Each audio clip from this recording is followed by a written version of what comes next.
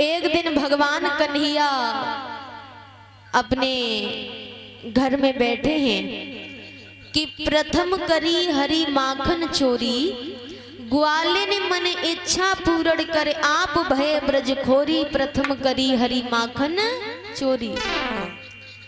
अब भगवान बैठे हैं तो भगवान बैठे बैठे सोच रहे हैं कि माखन चोरी की लीला बहुत अच्छी लीला है, रसमयी लीला है, लेकिन यशोदा मैया इस लीला का आनंद कभी नहीं ले पाएंगी।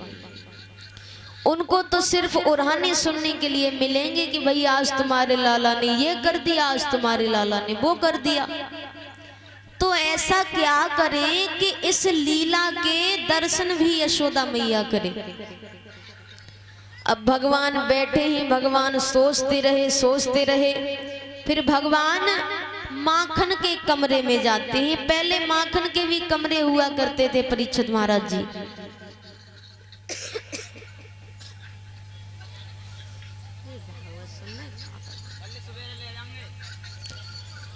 भगवान माखन के कमरे में जाते हैं।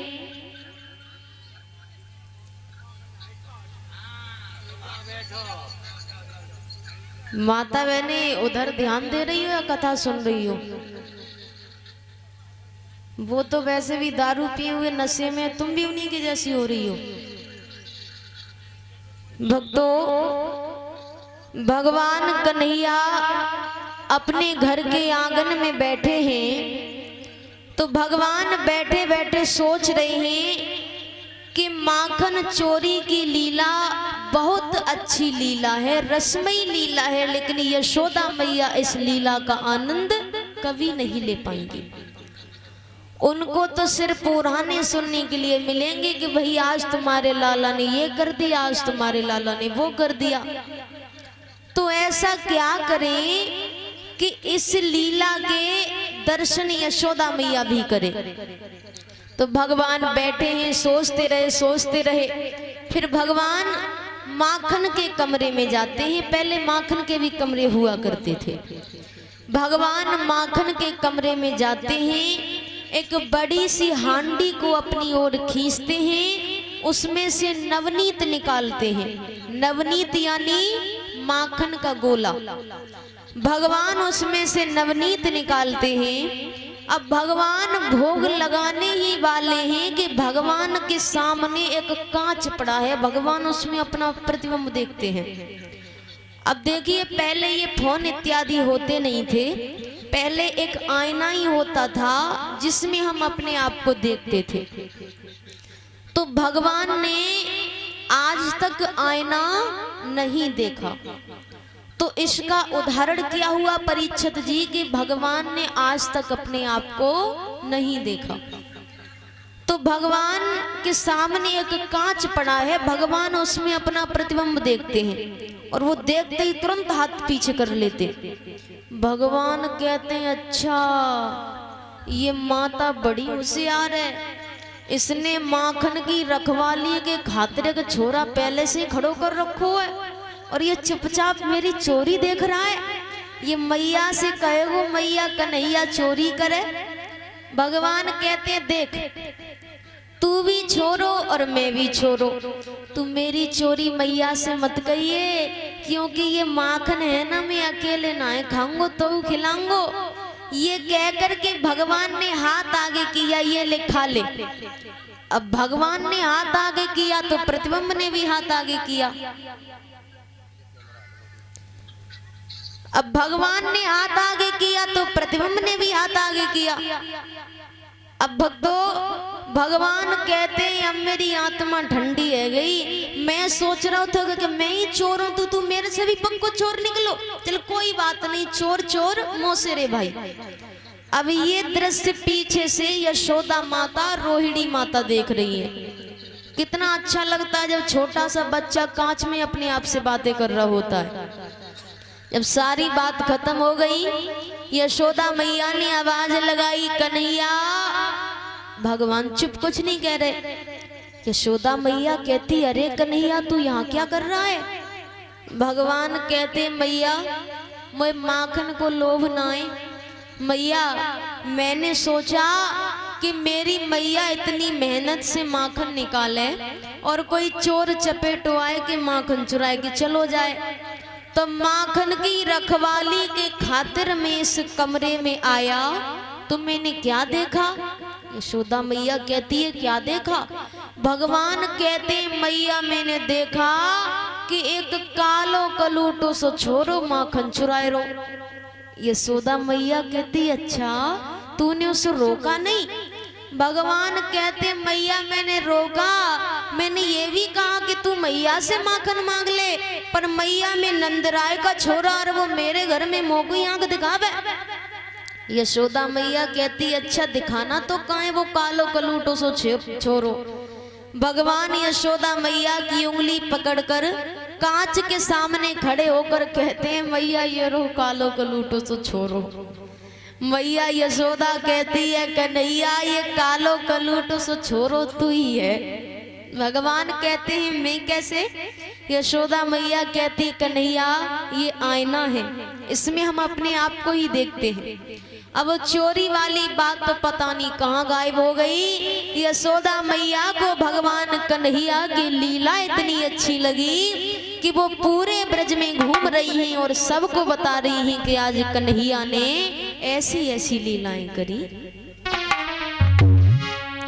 भक्तों, एक दिन भगवान कन्हैया अपनी मैया यशोदा से आकर के कहते हैं मैया अब तो मैं बड़ा हो गया हूं, मैं भी गैया चराने जाऊंगा। यशोदा मैया ने कहा किसने कहा तू बड़ा हो गया? अरे अभी तू बहुत छोटा है। भगवान कहते मैया नहीं मैं भी गैया चराने जाऊंगा। यशोदा मैया ने कहा ठीक है चले जाना, लेकिन जूतियां पहन करके जाना। भगवान कहते मैया अगर मैं जूतियां पहनूंगा तो जितनी गैया है ना सबके लिए जूतियां बनवाओ। यशोदा मैया कहती अरे कन्हैया पशु भी कहीं जूतियां पहनते हैं क्या? इतना कहते ही तो भगवान जोर जोर से रोने लग जाते हैं। यशोदा मैया कहती अरे मैंने क्या कह दिया, कोई बात बुरी लग गई क्या? भगवान कहते हैं मैया गैया को कभी पशु मत कहना, उसे इसी वजह से माँ का स्थान नहीं दिया गया है। माँ गाय को कभी पशु मत कहना, वो हमारी माँ है। यशोदा मैया ने कहा ठीक है मुझसे गलती हो गई, लेकिन तुम जाओ तो जूतियां पहन करके जाना। अब भगवान सब ग्वालों को साथ लेकर गैया चराने जाते हैं।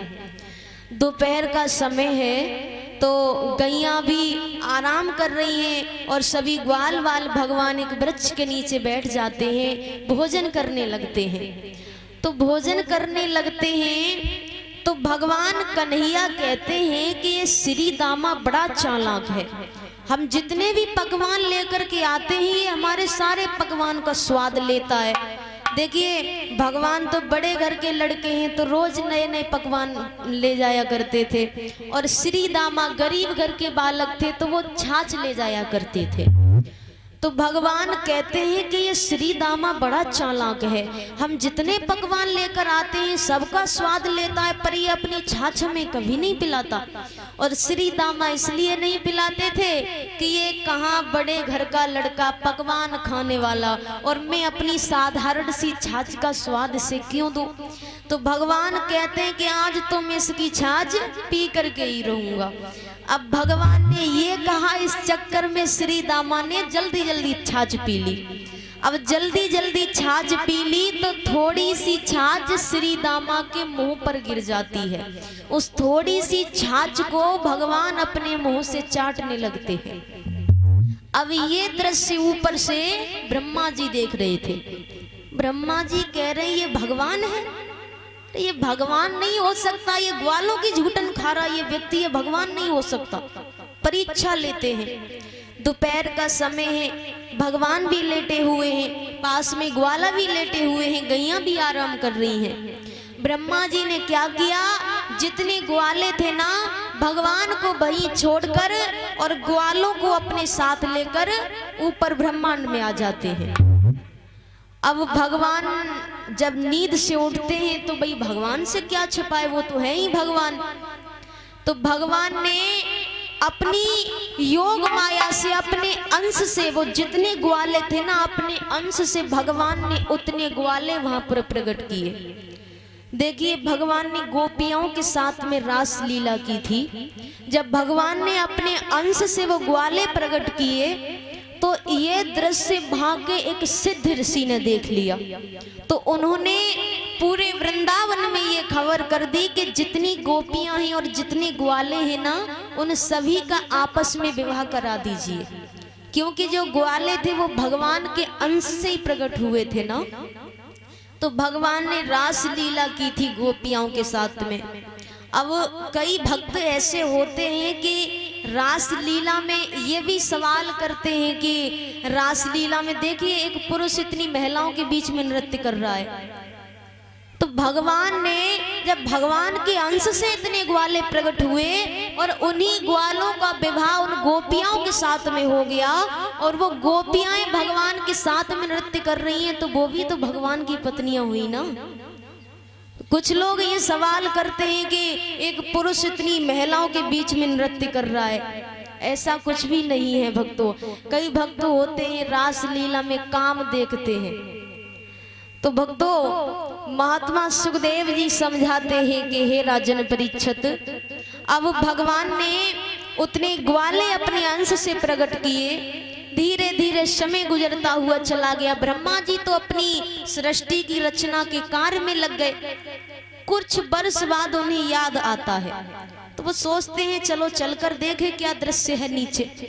ब्रह्मा जी आते हैं, देखते हैं सब कुछ वैसा ही है, कुछ नहीं बदला। फिर ब्रह्मा जी को अपनी गलती का एहसास होता है और वो आकर के भगवान से माफी मांगते हैं। तब भगवान ब्रह्मा जी से कहते हैं कि मैं बड़ी सी बड़ी गलती की माफी दे सकता हूँ, लेकिन मेरे भक्त को कोई मुझसे अलग कर दे, मैं उसे माफ कभी नहीं करता। फिर ब्रह्मा जी ने भगवान के लिए एक स्तुति गाई। वो सुनकर के भगवान प्रसन्न होते हैं, तब उन्हें क्षमा करते हैं। और देखिए भक्तों,